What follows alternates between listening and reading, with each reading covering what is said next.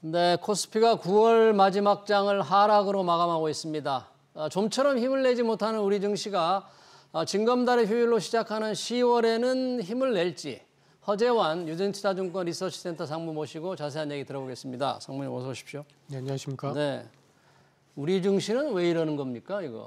지난 주말 뉴욕 증시 다우존스가 올랐는데 도대체가 지금 어떻게 봐야 하는 건지 오늘 또 지금 약세를 보였고요. 네. 지난 금요일도 그렇고 어떻게 봐야 돼요?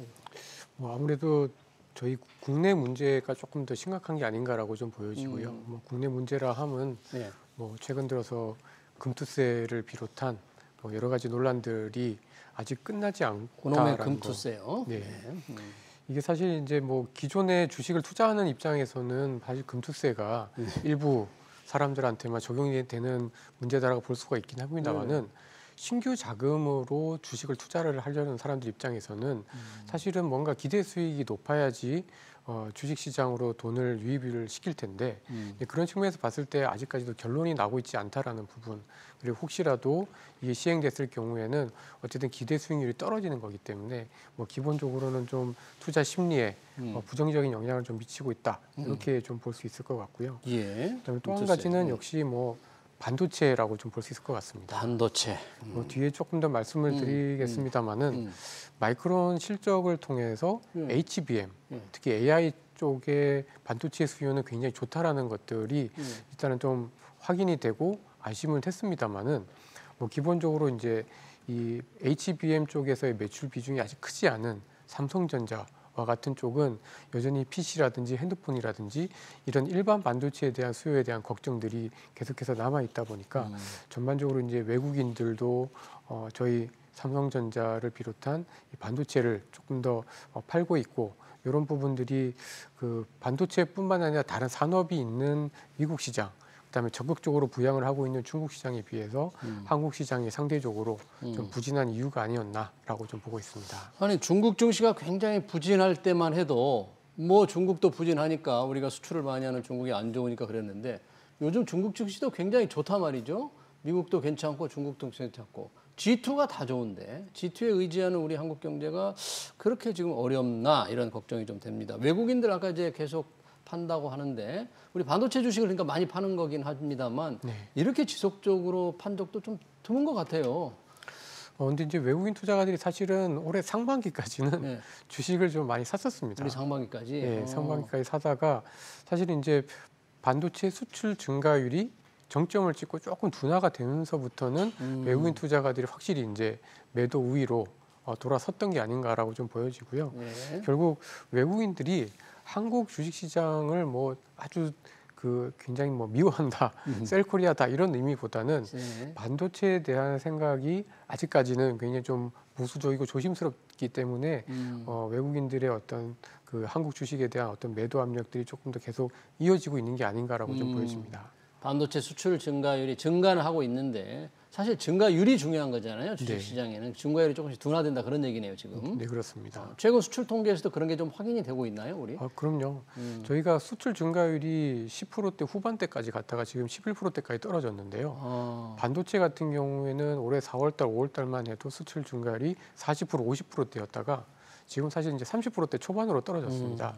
물론 30%대라고 해도 대단히 잘하는 거긴 하지만 전반적으로 2분기에 어떤 정점을 찍고 반도체 수출이 이제 둔화가 되기 시작을 했는데 과거에 보면 이렇게 한번 수출이 꺾이게 되면 이게 보통 한 1년에서 1년 반 가까이 이어지고 이게 거의 마이너스 또는 제로선까지 떨어졌던 경험들이 있다 보니까 그런 부분에 있어서 외국인 투자가들이 조금 더 먼저 많이 좀 팔고 있는 게 아닌가라고 좀 보여집니다. 실제 경기 상황을 감안할 때 이 삼성전자라든지 이런 반도체 수요 부진이 그 정도로 좀 계속될 거다, 이렇게 좀 전망이 그렇게 안 좋습니까?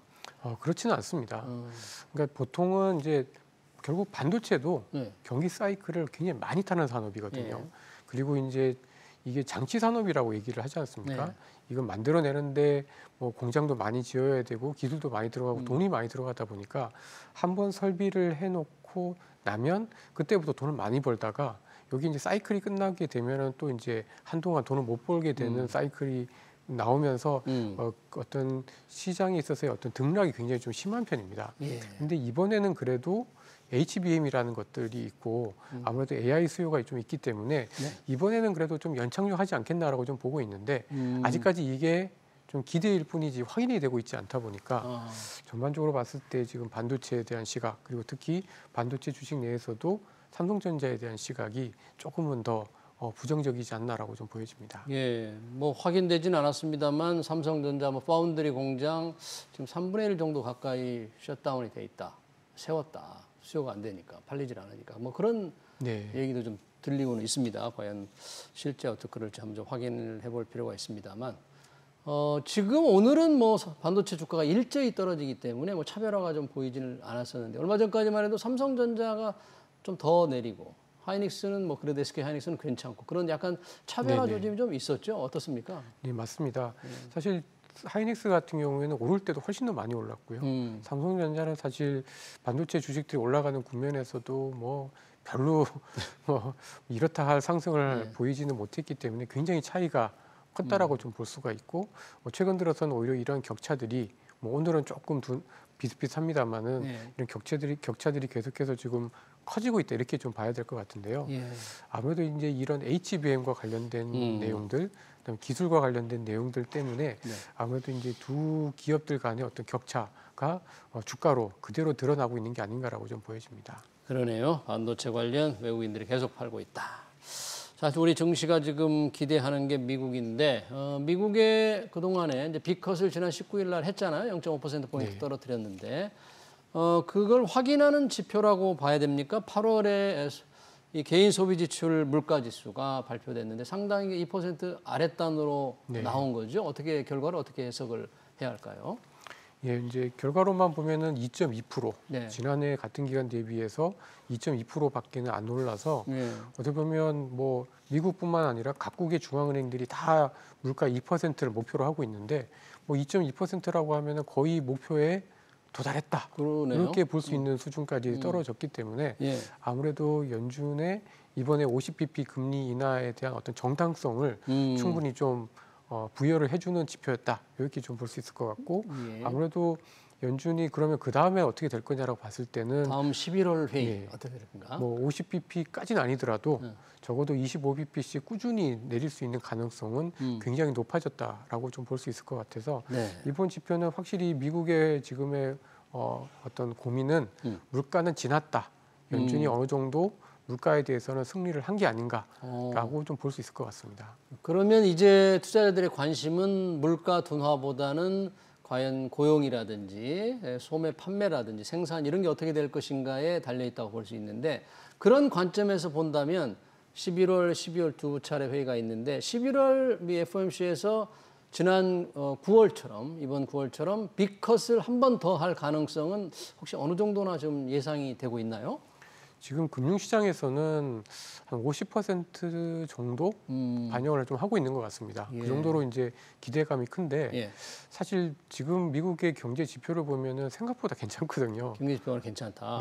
그래서 이런 것들을 보면은 사실은 꼭 2번 연속으로 50bp까지 할 정도인가라는 생각이 좀 들어서 저희는 이제 25bp 정도를 예상을 좀 하고 있는데 뭐 어쨌든 지금 시장에서는 그만큼 물가가 많이 떨어지고 있고 뭐 이런 부분에 대해서 결국 금리도 훨씬 더 좀 빨리 떨어질 거에 대한 반영들을 좀 하고 있는 분위기다라고 좀 볼 수 있을 것 같습니다. 그러네요. 지금 이제 다음 11월 회의에서 50bp 0.5%포인트보다는 0.25%포인트 낮출 것이다. 그만큼 미국 경기가 좀 탄탄하다는 얘기인데 그것 때문인지 미 연준이 금리를 떨어뜨리면 시장 금리도 자연스럽게 낮아져야 될 텐데 연준은 19일 빅컷을 했는데 시장 금리는 뭐 보합이가 약간 상승 분위기니까 야 금리가 떨어질 거라고 생각해서 국채를 샀던 분들은 조금 지금 당황하고 있는 것 같아요. 시장 금리가 왜 이렇게 따라서 안 떨어지고 있나요?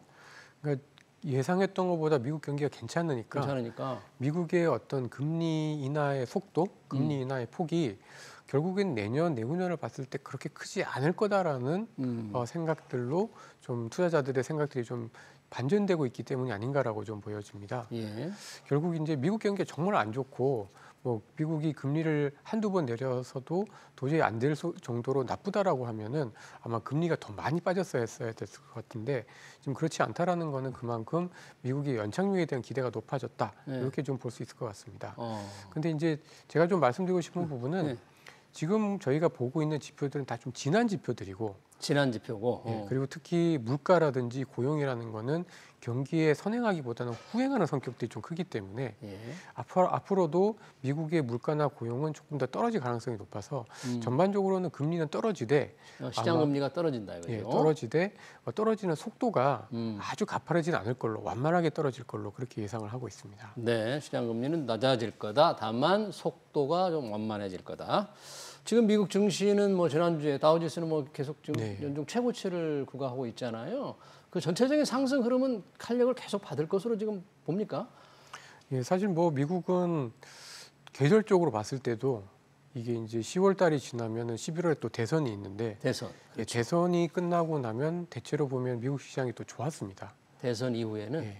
그리고 11월, 12월 달이 이제 미국의 최성수기 소비를 많이 하는 구간이기도 하고요. 네. 근데 그러다 보니까 이제 미국 시장 같은 경우에는 뭐 미국의 경기도 그렇게 안 나쁠 것 같고 그러면서도 금리는 내려주면서 연착륙의 기대는 잡아줄 것처럼 보이고 그리고 또 소비는 약간 활기를 띨 수 있는 그런 시즌으로 가다 보니까 뭐 기본적으로 미국 시장과 관련된 분위기는 뭐 굉장히 좀 긍정적이다 이렇게 좀 보여지고 예. 제가 조금 주목하고 있는 부분은 예.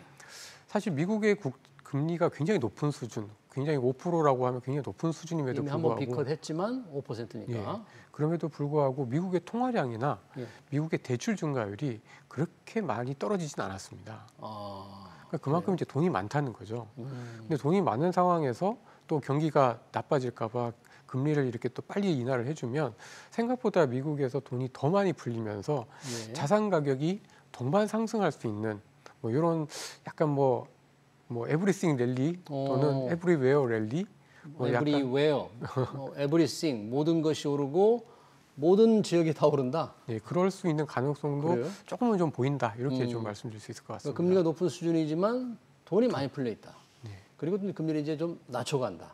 그러니까 모든 자산이 다 오를 것 같아요. 다 이미 많이 올랐지 않습니까? 금 뭐 네. 이런 거. 많이 올랐음에도 불구하고 근데 돈이 지금부터 해서 그러면 돈이 유동성이 위축이 될 거냐라고 네. 생각해 보면 돈이 더 금리 인하로 인해서 더 확대되거나 더 늘어날 가능성들이 크기 때문에 자산 가격은 또 이런 그 유동성이 굉장히 좀 예민하고 또 돈이 풀리다 보면은 네. 또 경기 사이클이 내년 초에는 또 좋아질 수가 있고 이런 부분들이 맞물리면 생각보다 주식시장은 약간 또 버블스럽게 움직일 수도 있지 않을까라고 좀 보고 있습니다. 그래요. 혹시 조금 뭐 주식 시장으로만 좀 좁혀 본다면 뭐 에브리싱 랠리 중에서도 주식 시장으로 보면 조금 관심을 가질 만하거나 좀 시장을 주도하거나 그런 업종 같은 건 어떤 게 있을까요? 최근 들어서 가장 돋보이는 업종은 역시 금리 인하와 관련된 주택 건설 업종입니다. 주택 건설 업종? 예. 아. 그러니까 이제 그 아무래도 이제 자동차라든지 예. 뭐 부동산이라든지 이런 좀 소위 말해서 이제 규모가 크고 사기 위해서 돈이 많이 들어가는 이런 자산들이 금리에 되게 예민하지 않습니까? 예. 그러다 보니까 이제 금리가 떨어질 거고 앞으로도 이제 계속해서 금리가 좀 더 떨어질 거다라는 기대감 때문에 예. 최근에 미국의 주택 건설 업체의 주가들은 굉장히 좀 많이 오르고 있습니다. 아, 그래서 이런 것들을 보면은 뭐 부동산 가격도 나쁘지 않을 것 같고 미국의 부동산. 뭐 전반적인 뭐 주택 건설 업체라든지 네. 주택과 관련된 여러 가지 뭐 그 업종들도 좋을 것 같고요. 네. 근데 이제 제가 이런 걸 말씀드린 이유는 올해 상반기까지만 해도 사실 이제 미국의 주가가 오르긴 했습니다만은 예. 미국의 기술주들 네. 주위 이제 빅테크들 중심으로만 또는 AI 중심으로만 주가가 좀 올랐었는데 지금은 사실 뭐 지난주만 보더라도 미국의 빅테크 주들도 반등을 했습니다만은 빅테크가 아닌 일반 전통 산업들의 주가 또는 금리에 민감한 어떤 전통 산업들에 대한 주가도 굉장히 좀 강한 모습들이고 특히 미국 S&P 500에서 예. 뭐 M7이라고 하잖아요. 7개를 뺀 493개 기업들의 주가를 계산을 해보면 연중 최고치를 계속해서 경신을 하고 있는 모습입니다. M7을 뺀 종목들이 네. 그랬습니까? 그러니까 이런 것들을 보면은 지금 미국 시장의 어떤 상승세가 미국의 빅테크에서 빅테크가 아닌 쪽으로도 좀 확산되고 있는 흐름이지 않나라고 좀 보여집니다. 좀 미국 증시도 그렇지만 사실은 최근에 중국 증시 움직임도 상당히 주목을 끌었어요. 이제 G2의 증시를 보면 중국 증시는 굉장히 상승 분위기를 타고 있는데 뭐 이게 좀 다른 시장, 부진한 시장에 좀 대안이 돼서 우리 시장 부진한데 대안이 돼서 투자자들이 좀 중국 증시로 많이 갈 것 같습니까 혹시? 사실 중국에 대해서는 워낙 기대가 없었고 또 이제 2년 내내 주가가 너무 많이 빠졌기 때문에 굉장히 중국 시장은 굉장히 저렴합니다. 저평가되어 있기 때문에 사실 뭐 요 정도 부양으로 굉장히 가파르게 올랐었는데 사실 이런 거에 대해서는 특히 이제 경기 부양과 관련돼서 연속성이 되게 중요하지 않습니까? 연속성. 네. 근데 사실 이제 중국 정부가 이번에 금리를 인하하고 지준율 인하를 하면서 예전에 비해서 다음에도 금리 인하 지준율을 내릴 수 있어라고 시그널을 준 거는 확실히 그 코로나 이전 이후에는 가장 조금 더 강한 뭐 시그널을 줬다라고 좀 볼 수 있을 것 같아서 어느 정도는 좀 이어질 것 같긴 합니다만은 결국 이것이 민간의 어떤 기업들의 심리, 소비 심리를 자극을 하기 위해서는 소위 이제 기업들에 대한 또는 소비자들에 대한 어떤 규제라든지 뭐 기업들에 대한 옥죄기라든지 이런 것들이 좀 완화가 돼야 되는데 아직까지도 중국에 있는 미국 기업들, 그다음에 뭐 중국에 있는 외국인 투자자들에 대해서 굉장히 좀 중국 정부의 어떤 태도라든지 중국 정부의 어떤 규제가 지속이 되고 있다 보니까 저는 이게 뭐 아주 오랫동안 이어지기는 어렵지 않겠나라고 좀 보고 있습니다. 자, 요즘 환율 시장도 굉장히 관심이에요. 요즘 뭐 아무래도 미국이 이제 금리를 낮춘다고 하니까 달러 값이 좀 떨어지지 않습니까? 전반적으로 우리 원화값도 오르고 엔화 가치도 오르고 전반적인 이제 다른 나라 통화, 달러 대비 다른 나라 통화 가치가 다 오르는 상황이 이제 계속 앞으로 이어질까요? 저는 이제 내년 상반기 정도까지는 좀 이어지지 않을까라고 좀 보고 있는데요. 내년 상반기까지는. 그런데 결국에 이제 미국 달러라는 게 참 묘합니다. 그러니까 미국의 달러는 나쁠 때도 좋고, 네? 뭐 미국 경기만 좋을 때도 좋고, 그러니까 미국보다 다른 지역들이 아주 좋을 때만 잠깐 약세를 보이는 그런 통화인데 지금 어떻게 보면 미국 달러가 좀 그동안의 굉장한 강세를 통해서 많이 고평가되어 있고 또 금리 인하를 통해서 뭐 중국을 비롯한 다른 나라들이 이제 또 금리를 인하를 하게 되면서 그쪽에 대한 성장에 대한 기대감들이 생기다 보니까 달러가 조금 힘이 빠지고 있는 상황입니다만은 결국 내수의 체력, 그다음에 어떤 그 부채에 대한 그 어떤 부담들을 생각을 했을 때 과연 미국만큼 다른 국가들이 금리를 내릴 수 있을 거냐? 그리고 내수가 그렇게 또 빨리 올라올 거냐라고 봤을 때는 사실은 뭐 미국이 금리를 내리는 내년 상반기 정도까지가 달러가 좀 약해지는 구간이 아니겠나 이렇게 좀 보고 있습니다. 내년 상반기까지는 달러 대비 다른 나라 통화 가치가 조금 오를 것 같다. 그렇게 마무리를 하겠습니다. 주간 증시 전망 지금까지 허재환 유진투자증권 리서치센터 상무였습니다. 고맙습니다.